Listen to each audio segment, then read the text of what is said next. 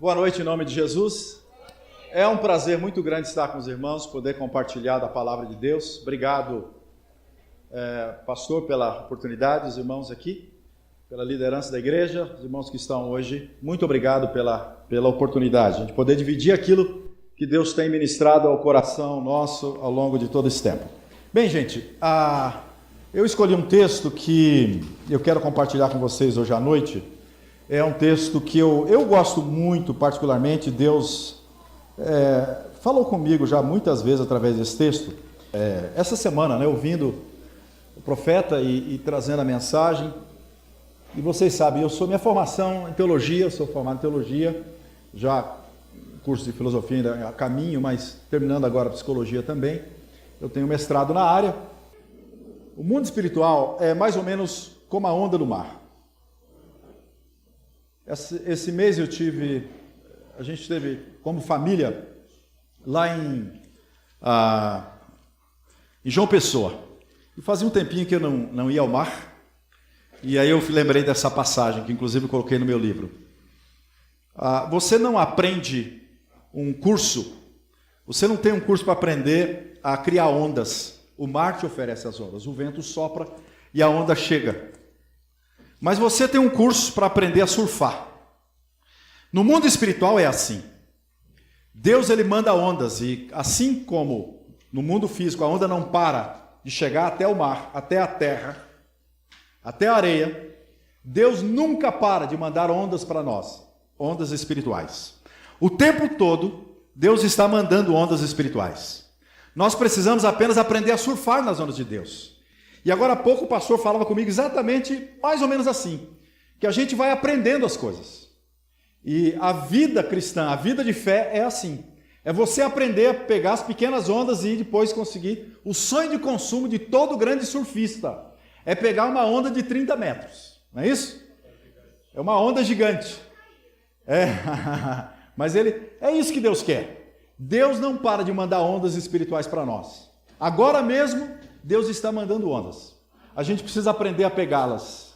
E quanto mais a gente aprende a pegar as ondas de Deus, mais fácil fica para as tarefas, para as responsabilidades, para as ações, para as manifestações de Deus que estará revelando a nós todos os dias. Por isso eu agradeço a Deus. E eu fui muito sensibilizado com a experiência que tive de ouvi-lo aqui, viu? Vamos lá. 2 Samuel, capítulo 9, eu vou ler o capítulo 4 antes de chegar no capítulo 9. Eu quero falar sobre essa expressão, trouxe para vocês, Deus sabe a dor e a delícia de você ser o que é. 2 Samuel é o capítulo 9, mas eu leio o capítulo 4 primeiro, uns 3 versículos do capítulo 4 primeiro. Capítulo 4, verso 4. Jonatas, filho de Saul, tinha um filho aleijado dos pés. Era da idade de 5 anos, quando de Jezreel chegaram as notícias da morte de Saul e de Jonatas. Então sua ama o tomou e fugiu. Sucedeu que, apressando-se ela a fugir, ele caiu e ficou manco, aleijado. O seu nome era Mefibosete. A vida de Mefibosete começa exatamente desse jeito aqui. Pouco antes disso, Mefibosete, ele era príncipe, e até aqui príncipe, com direito ao trono, era filho de Jonatas, um grande amigo de Davi. Só que Saul morreu numa batalha, pediu para que o seu servo o transpassasse, porque ele viu os inimigos chegando, ele não queria morrer pelas mãos dos inimigos e pediu que o seu servo então transpassasse. O seu servo então enfiou a espada e o matou. Naquele momento que Saul morria também Jonatas, o pai de Mefibosete. Davi chorou muito a morte de Jonatas, porque era um grande amigo. Agora vamos ao capítulo 9, para a gente entender o que eu vou compartilhar com vocês nesse instante. E agora Davi, depois da morte de Saul, Davi assume o trono. E há uma estabilidade na nação sob a batuta, sob o reino de Davi. E a palavra do Senhor diz assim: disse Davi, resta ainda, ele fala com seus conselheiros, ele faz uma pergunta: porventura ainda resta alguém da casa de Saul para que use eu de bondade para com ele por amor de Jonatas? Havia um servo, encontraram lá um servo da casa de Saul, cujo nome era Ziba, um sobrevivente da casa de Saul. Vocês sabem que os irmãos, os parentes de Saul morreram todos, foram todos assassinados. Só sobrou Mefibosete. Chamaram-no que viesse a Davi. Perguntou-lhe o rei: és tu, Ziba? Respondeu: eu mesmo, teu servo. Disse-lhe o rei: não há ainda alguém da casa de Saul para que use eu da bondade de Deus para com ele? Então Ziba respondeu ao rei: ainda há um filho de Jonatas, aleijado de ambos os pés. Interessante a referência, não é? Interessante essa referência. O sujeito ser conhecido mais por aquilo que ele sofre do que por aquilo que ele tem. Continua. E onde está? Perguntou-lhe o rei. Ziba lhe respondeu: está na casa de Maquir, filho de Amiel, em Lodebar. Então mandou o rei Davi trazê-lo de Lodebar, da casa de Maquir, filho de Amiel. Vindo Mefibosete, filho de Jonatas, filho de Saul, a Davi, inclinou-se, prostrando com o rosto em terra, e disse-lhe Davi: vocês imaginam, gente, a cena? Porque na memória de Mefibosete estavam os seus tios, aqueles que assumiriam o trono no lugar de Saul, mas que todos foram dizimados. Imagina Jonatas. Na cabeça de Jonatas, quando ele vai ao palácio, há uma sentença. E quando ele entra no palácio, na condição que ele se encontra, ele se prostra com o rosto em terra, que era o jeito de se apresentar diante do rei, mas há na cabeça dele o seguinte: dessa vez chegou a minha hora. Chegou a minha hora. Mas diferentemente do que Mefibosete esperava, há um chamado, uma expressão do rei dizendo, há uma interrogação, uma exclamação ali dizendo: Mefibosete. Ele disse: eis-me aqui, ou eis aqui teu servo. Então lhe disse Davi, olha a resposta de Davi: não tenha medo, porque usarei de bondade para contigo, por amor de Jonatas teu pai, e te restituirei todas as terras de Saul teu pai, e tu comerás pão sempre à minha mesa. Então se inclinou e disse: quem é teu servo para teres olhado para um cão morto, tal como eu? Vamos orar? Querido Pai, que palavra tremenda essa, que ensino maravilhoso o Senhor tem para nós nessa noite. Que o nosso coração esteja escancarado, aberto, pronto. Que o nosso coração seja como terra revolvida, arada, preparada para receber a semente da tua santa palavra. Que ela caia em nosso coração e produza fruto, 30, 60, 100 por um, para a glória do teu nome. Nós estamos aqui nessa noite como servos do Senhor, sentados à mesa para desfrutar e para nos alimentar da tua palavra, Jesus. Dá-nos da tua palavra nessa noite. Examina o nosso coração, perscruta o nosso entendimento, vai lá no fundo. A tua palavra, que é como espada bigúmia, penetrante até a divisão da alma e do espírito, nos ajude a discernir as intenções do nosso próprio coração. Pedimos a tua bênção, a tua sabedoria, Pai. Capacita-me mais esta vez para compartilhar a tua palavra e abra o nosso entendimento. Nós te pedimos em nome de Jesus. Amém e amém. Glória a Deus. Glória a Deus. Queridos, é impressionante como a palavra de Deus modifica a nossa vida, a experiência com Deus modifica a nossa vida. Eu estava me lembrando daquela experiência de John Newton, que era um mercador de escravos, que levava os escravos da África e atravessava o oceano e levava os escravos no seu navio para os Estados Unidos. Boa parte dos negros que desembarcaram no litoral americano foi levado por John Newton, antes de John Newton conhecer a palavra de Deus. Certa vez John Newton lia a Bíblia e um livro de um autor que falava sobre conversão, sobre compromisso com o Senhor. E ele teve o seu coração impactado pela mensagem.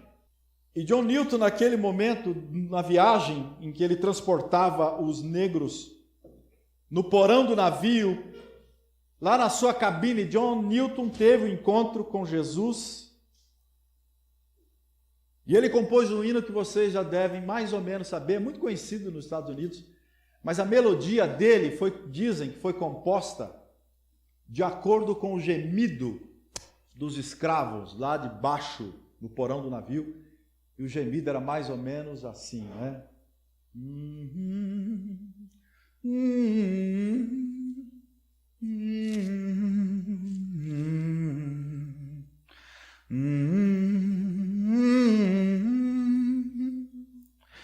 Não é? Maravilhosa graça. E John Newton compôs esse hino chamado Maravilhosa Graça, que me encontrou. Eu era cego, agora eu pude ver. Porque ele se encontrou com o Senhor naquela viagem para nunca mais transportar negros para a América escravos e ganhar dinheiro com isso. É impressionante como a nossa vida, ela muda quando a gente tem um encontro com o Senhor. Por favor, pode jogar lá.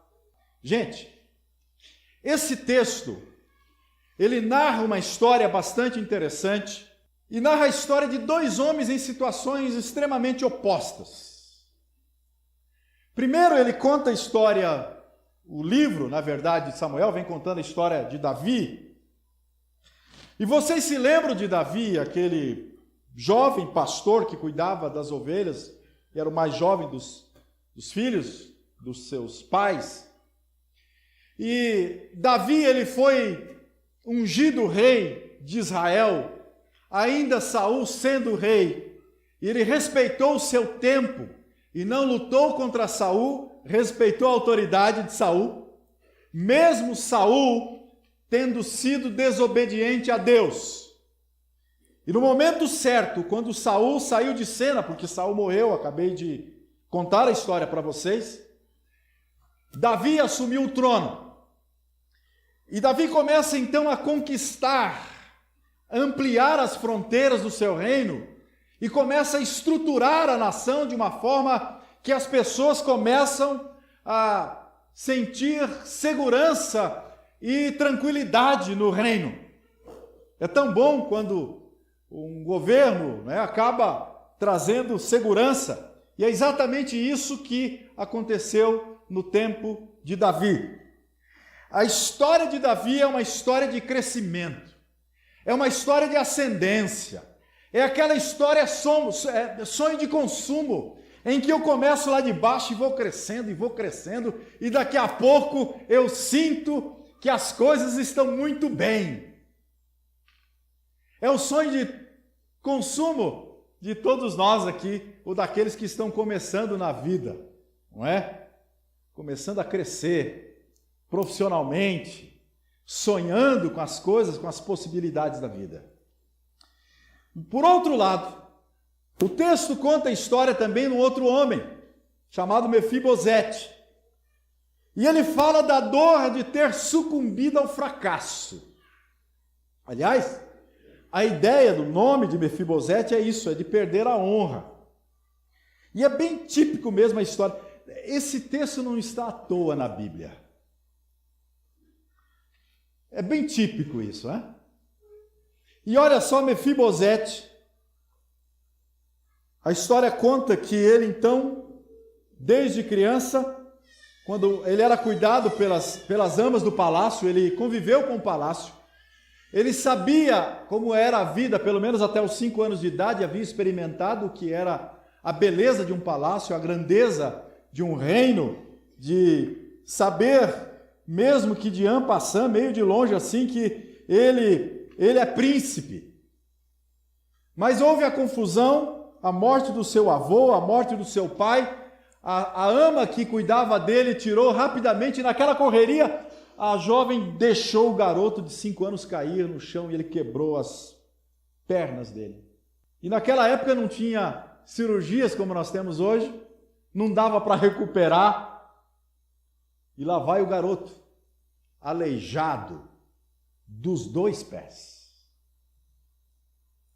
E ele é jogado, ele é esquecido. Se você percebeu, quando lemos o texto, a referência a um servo de Saul era de Ziba.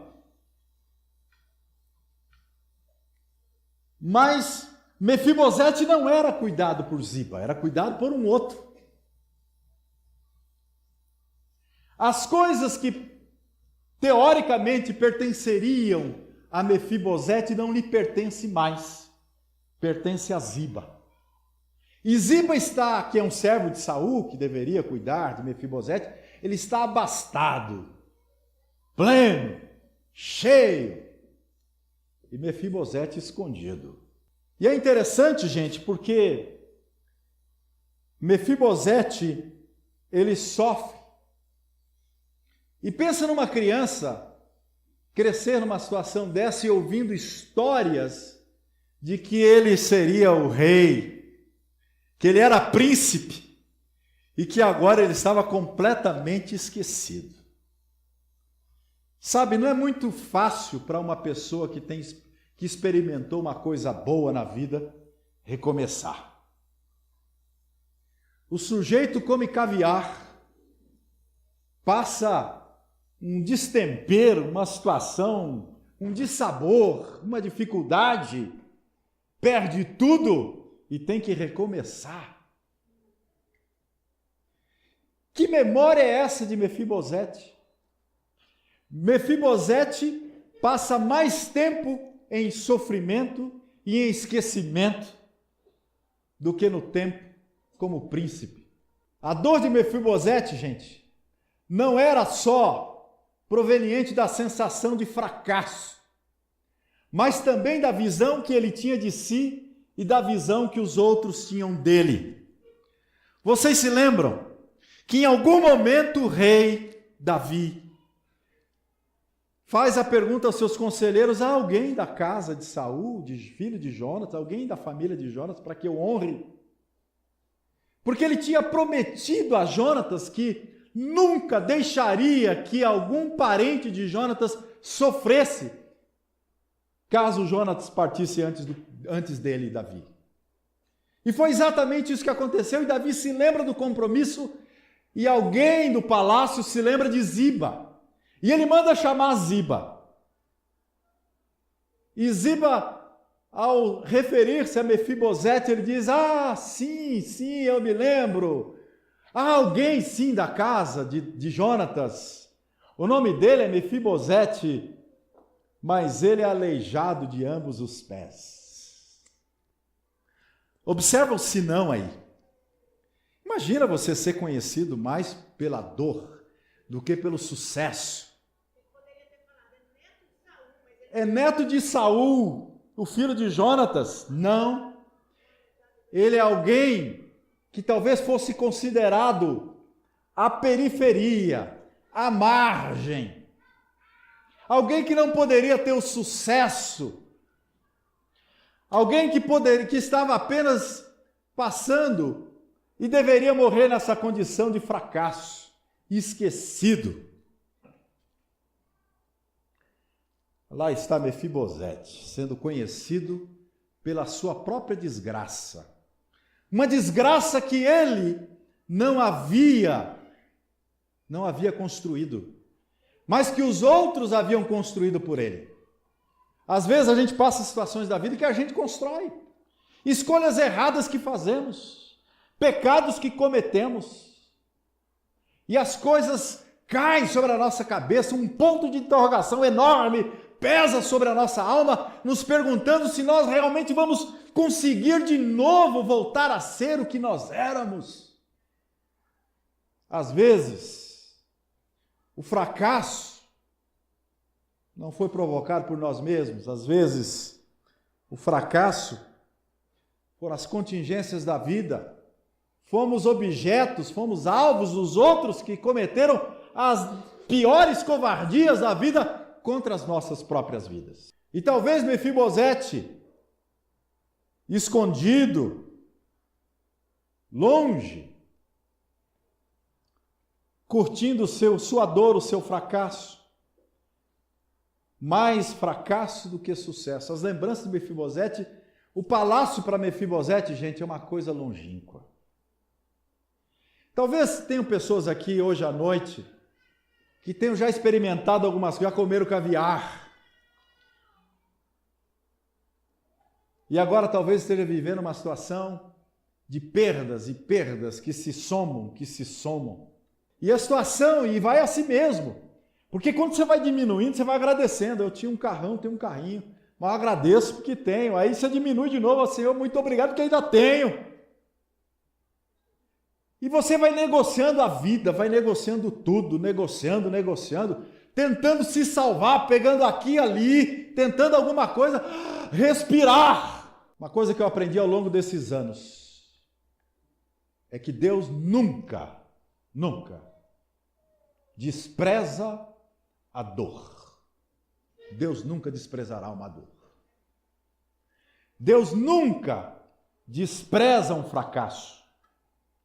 Porque o fracasso pode ajudar você a reconhecer suas falhas.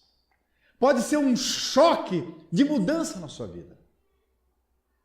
O fracasso pode fazer você avaliar a sua condição, trazer em você uma humildade que talvez você não tivesse conhecendo. Talvez você se orgulhasse da posição que tinha. Mas talvez o fracasso tenha batido a porta e fez você repensar a sua condição de vida. Então a situação de Mefibosete talvez seja por você identificado aqui nesse momento da história de Mefibosete. E aqui, gente, vamos pensar em algumas coisas aqui. O coração de Mefibosete possivelmente é um caminhão de perguntas, gente. É mais ou menos como aquelas perguntas que a gente faz todo dia. Por que Brumadinho aconteceu? Por que aqueles meninos lá no Rio morreram daquele jeito, carbonizados? Por que às vezes o justo sofre? Por que as pessoas sofrem? Um monte de perguntas que nós fazemos. E algumas delas possivelmente não teremos respostas. Diante das dificuldades e da dor, talvez o melhor para nós seja mesmo é confiar em Deus, para que a gente transpasse, supere, passe a dor, a dificuldade. E aí o coração dele tinha um monte de perguntas, e está ele como objeto de sofrimento, de escárnio. A visão da vida está corrompida pelo ambiente que vivia. Olha, gente, coisa interessante. Pense o seguinte: a palavra Lodebar, o lugar onde Mefibosete se encontrava significa literalmente no hebraico um lugar sem memória. Não memória, Lodebar. Como eu disse para vocês, não é uma coisa despretensiosa, é pretensiosa esse texto de ser registrado e está aqui. Lodebar é um lugar de esquecimento. Exatamente o retrato da vida de Mefibosete, lá no sofrimento, no esquecimento. Lodebar era um lugar conhecido como lugar de sequidão, onde não crescia nada. Era um lugar arenoso, onde não se produzia. Para Lodebar iam, inclusive, os aleijados, os em sofrimento, todos aqueles que tinham algum problema físico, não é? Todos aqueles eram mais ou menos como a caverna de Adulã, aquela que Davi entrou com muita gente lá, os que estavam endividados em apertos no reino, foram todos ficar na caverna de Adulã, para que Davi cuidasse de todos eles. E depois tornaram-se homens que cresceram junto com Davi no reino. Interessante isso. Interessante. Olha, a visão da vida de Mefibosete estava exatamente corrompida pelo lugar. Gente, assim, você vive num ambiente, um ambiente de desgraça, a tendência sua é enxergar a vida e o mundo daquele jeito. Se você vive num ambiente de abastança, sabe? As coisas acontecendo, de provisão, o seu jeito de enxergar o mundo é outro. Converse, por exemplo, com alguém que mora numa região onde há muita carência. Você vai ver que a visão dele tem a ver com o sofrimento dele. Fale com uma pessoa que tem um outro tipo de experiência, as expectativas são outras, os sonhos são outros. Portanto, Mefibosete não tinha muito o que sonhar, senão simplesmente sobreviver. Sobreviver. Talvez fosse a palavra-chave para Mefibosete, apenas sobreviver. Mas o olhar de Mefibosete se limitava ao retrovisor da memória, o passado próspero, marcado por algo que nunca viveu. É difícil você ter o sujeito que dirige a vida dele olhando pelo retrovisor, para o passado, e ele se lembrando dos tempos em que as coisas aconteciam e que agora não acontecem mais. Olhar pelo retrovisor. É duro só olhar pelo retrovisor. E se você olhar demais para o retrovisor, o que acontece? Você não se concentra no que tem diante de você. Você tem que dirigir, olhar para frente. Sobrepor.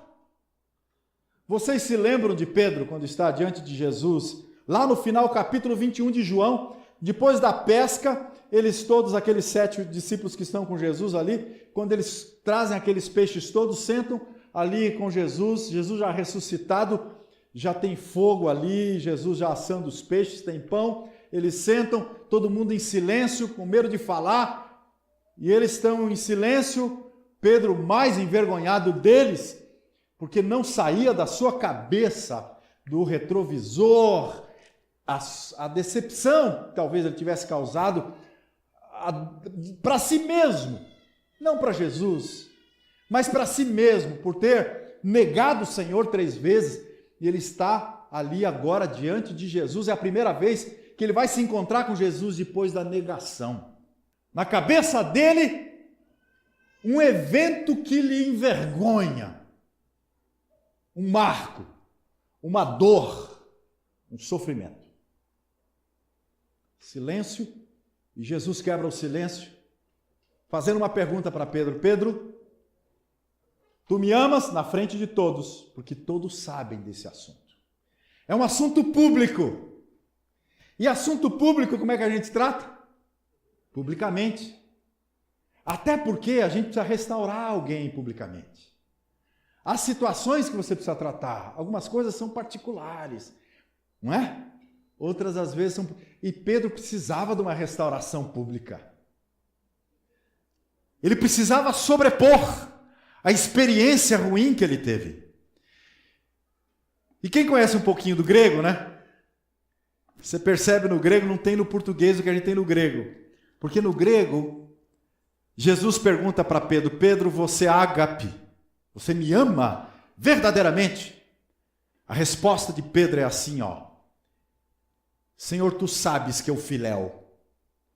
Tu sabes que eu te amo como eu amo os meus amigos aqui. E Jesus insiste a segunda vez, diz assim, Pedro, tu, ágape, tu me amas de verdade, como amor de Deus?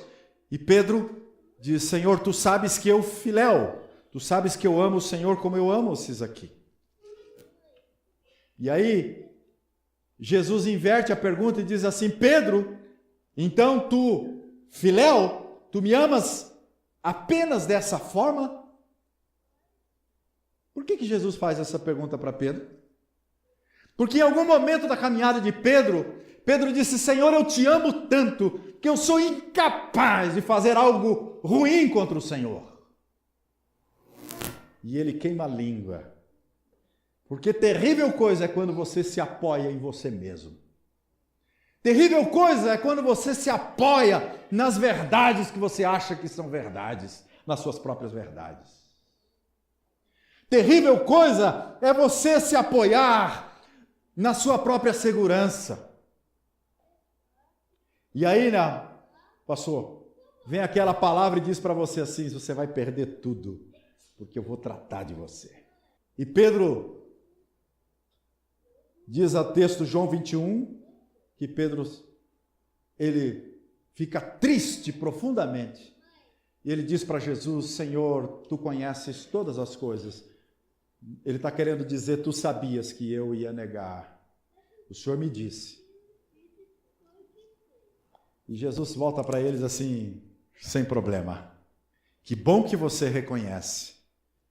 Ainda assim, pastoreia os meus cordeiros. Continua sendo humano como você é. Mas continua sendo servo como você é. A situação de Mefibosete é mais ou menos isso. Ele não tem expectativa de uma sobreposição, de uma experiência maior do que a dor que ele está sofrendo. Sua referência era o seu próprio estigma. Ele é um homem fracassado. O verso 3, disse o rei, perguntando para Ziba, e ele é conhecido como aleijado dos pés. Sua autoimagem estava colada com seu fracasso. Se lembra quando eu li o texto? O texto diz assim, que quando Mefibosete entra no palácio, gente, você imagina a cena, o sujeito, ele é manco de ambos os pés. Eu fico imaginando essa entrada, né? É mais ou menos assim. E ele chega diante do rei, com medo, com receio. E o rei o trata de uma maneira completamente diferente. Mas a imagem que ele tem, ele diz assim para o rei, quem sou eu? Para tu, o rei, me tratar dessa forma, um cão morto, como eu. Que autoimagem. Que autoimagem. Um sujeito com as emoções completamente achatadas. Com a autoestima lá embaixo. Talvez para Mefibosete, talvez ele estivesse pensando assim, gente, eu vou entrar naquele palácio, se ele me matar, vai me fazer um favor enorme. E para surpresa de Mefibosete, a história dele é reescrita de uma maneira completamente diferente. E aí, aquela dura experiência de viver Ser ou não ser? Eis a questão. Essa é a situação que às vezes, gente, a gente vive na vida, uma situação de identidade nossa em que a gente tem que decidir se é aquilo que Deus nos fez ser. E a gente tem que assumir a nossa condição de servo de Deus, assumir a nossa posição do jeito que Deus deseja que a gente assuma e faça as coisas do jeito que Deus deseja que nós façamos. E é dessa forma que Mefibosete vai entrar agora no palácio.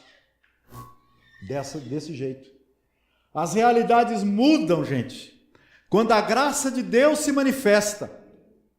O encontro com Davi representa a oportunidade, a mudança e a graça de Deus. O que é a graça de Deus? A Bíblia nos ensina que a graça de Deus é favor imerecido. Nós não merecemos o favor de Deus por conta dos nossos pecados.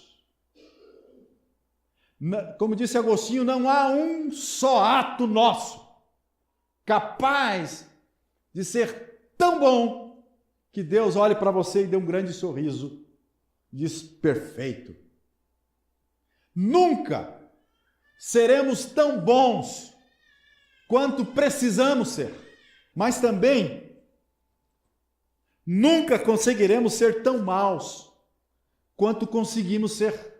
Há sempre espaço para o sujeito se afundar mais. Fundo do poço é um conceito que depende de cada um. Para você, o fundo do poço é uma coisinha. Para o irmão lá, pode ser uma coisa mais profunda. As experiências nossas vão determinar estas coisas. Mas em algum momento, você chegará à conclusão: eu estou no fundo do poço e eu preciso de mudança na minha vida. E a graça de Deus cai no colo. É o favor imerecido de Deus. Ela cai no colo. O encontro de Davi, ou de Mefibosete com Davi, representa a graça de Deus. É como se fosse a gente sendo Mefibosete e se encontrando com o Senhor. A gente reconhecendo a limitação, a fraqueza, as dificuldades, a dor, o fracasso, o sofrimento e se atirando, se jogando na presença de Deus.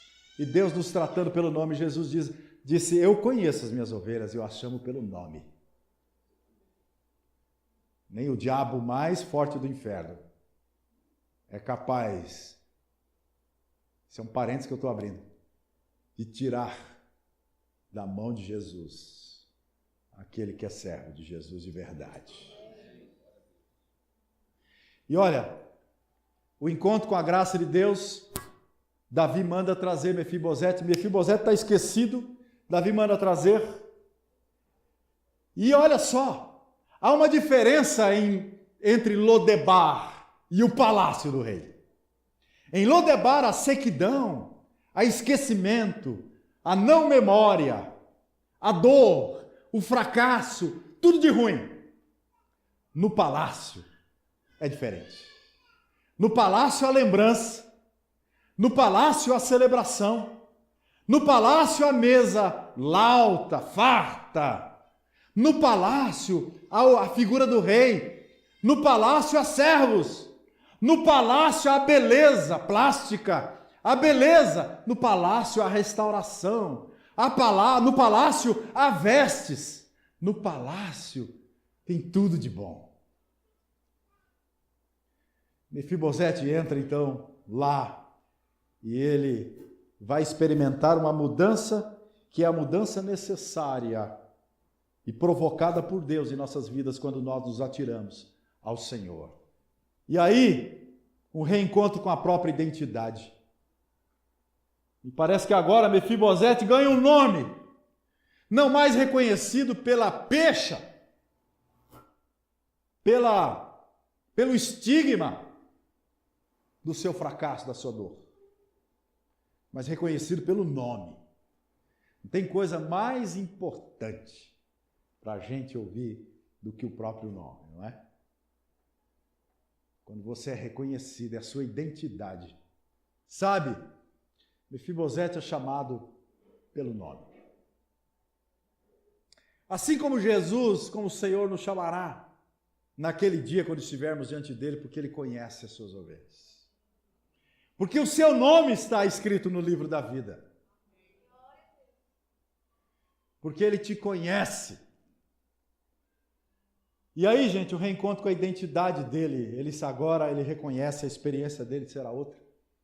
Há uma restituição agora transformadora.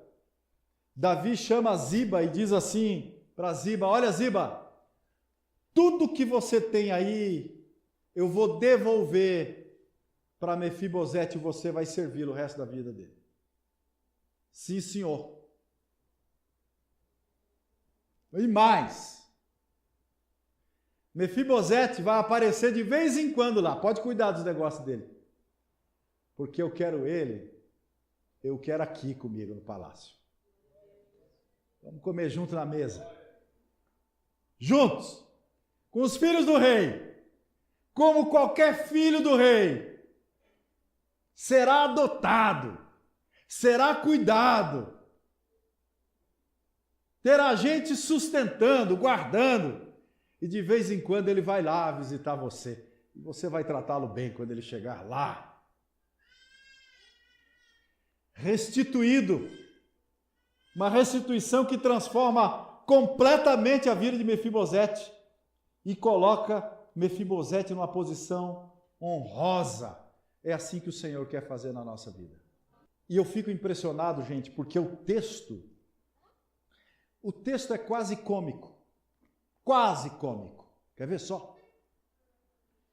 Verso 12 e verso 13. Tinha Mefibosete um filho pequeno, cujo nome era Mica. Todos quantos moravam na casa de Ziba eram servos de Mefibosete. Verso 13. Agora sim. Morava Mefibosete em Jerusalém. Mefibosete passou a morar onde? Em Jerusalém. Porquanto comia sempre à mesa do rei. E como é que Samuel fecha o texto? E ele era coxo. Ele era coxo lá no começo, numa visão estigmatizada. Aqui ele é coxo, mas há um mais. O texto pode ser lido da seguinte forma: ele era coxo de ambos os pés, mas comia à mesa com o rei. Mesmo sendo, ainda que fosse aleijado de ambos os pés, ele não mais vai ser esquecido. Ele vai ser colocado no lugar de honra com o rei. O que Jesus fez com você e comigo foi exatamente assim. Não sei qual é o seu estigma, não sei qual é a sua dor, mas a verdade é que o Senhor te chama para colocar você, para sentar à mesa com Ele. Não importa o teu sofrimento, não importa como você pode ser visto por um ou por outro, no seu trabalho, onde quer que seja, mas a verdade é que, a despeito de tudo isso, você senta à mesa com o rei.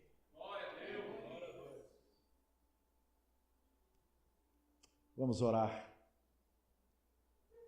Eu quero desafiar você aqui nessa noite a olhar para a sua própria vida, a olhar para o seu coração. Talvez a vida esteja te achatando.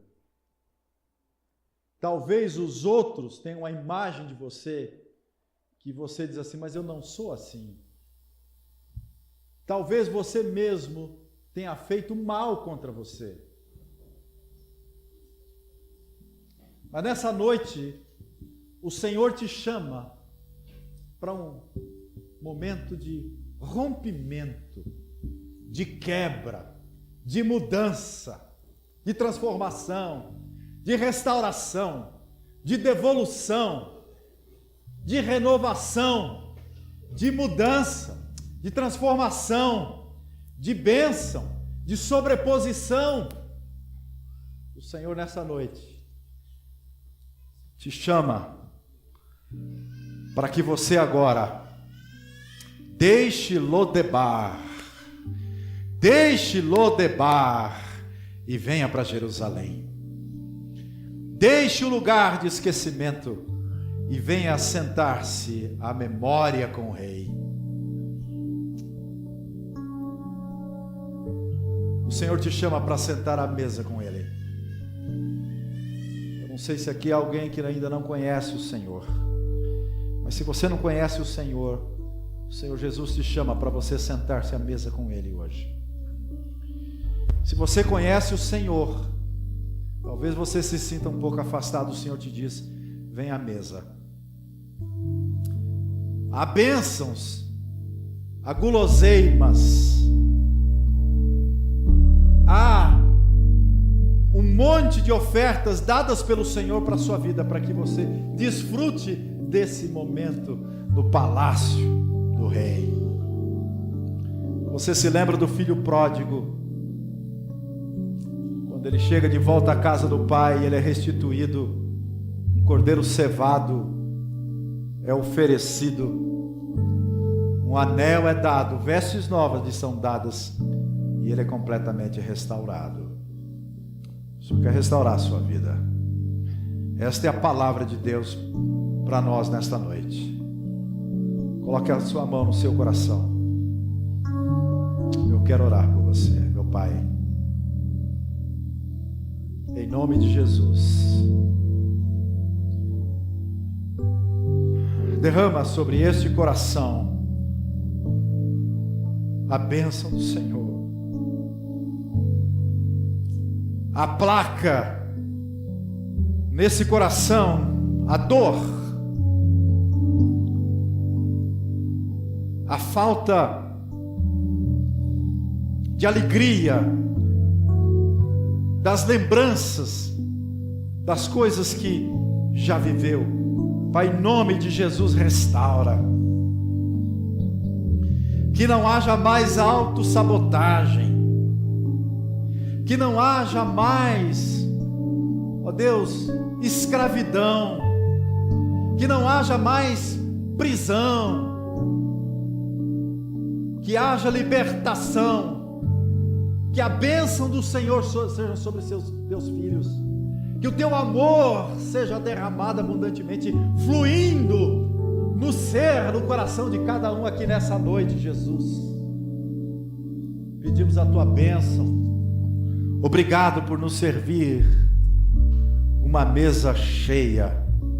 Queremos desfrutar de toda a bênção que o Senhor tem para as nossas vidas.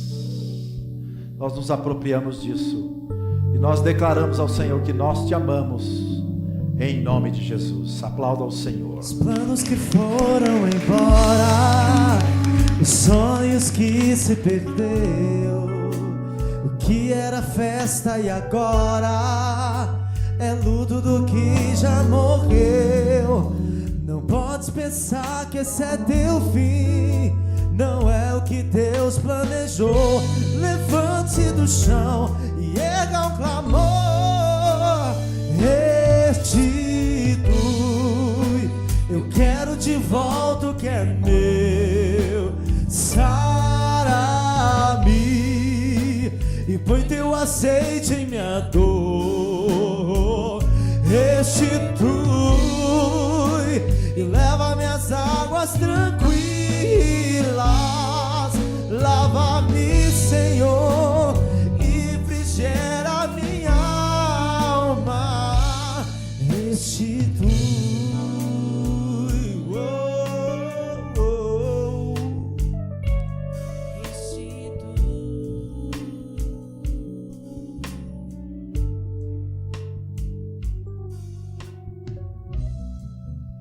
porque o tempo que roubado foi não poderá se comparar a tudo aquilo que o Senhor tem preparado para ti, a tudo aquilo que o Senhor tem preparado para nós. O tempo que roubado foi, o tempo que roubado foi, e o tempo que roubado foi poderá se comparar, não, a tudo aquilo que o Senhor tem preparado ao que clamar. Creia, porque o poder de um clamor pode ressuscitar. Creia, porque o poder do seu clamor nessa noite, querido, o poder do seu clamor nessa noite, querida, pode trazer à existência as bênçãos que estão retidas no mundo espiritual. Será que você pode começar já a agradecer a Deus por essas bênçãos? Será que você pode começar a agradecer a Deus, querido, pela restituição? Será que você pode começar a agradecer a Deus por tudo que Ele tem feito, por tudo que Ele vai fazer? Oh, rabassore andarabiassore clalabarasou. Restitui, eu quero de volta o que é meu. Sara-me e põe teu azeite em minha dor. Restitui, leva-me, leva-me, leva-me às águas tranquilas. Lava-me, Senhor, e refrigera. Será que você pode cantar isso? Grita para Jesus e diga: restitui. Diga, igreja. Quero de volta o que é meu. Sara-me E põe teu azeite em minha dor. e restitui. Restitui, Leva-me às águas tranquilas. Oh Pai, Lava-me, Senhor. diga bem forte: e refrigera minha alma. Restitui.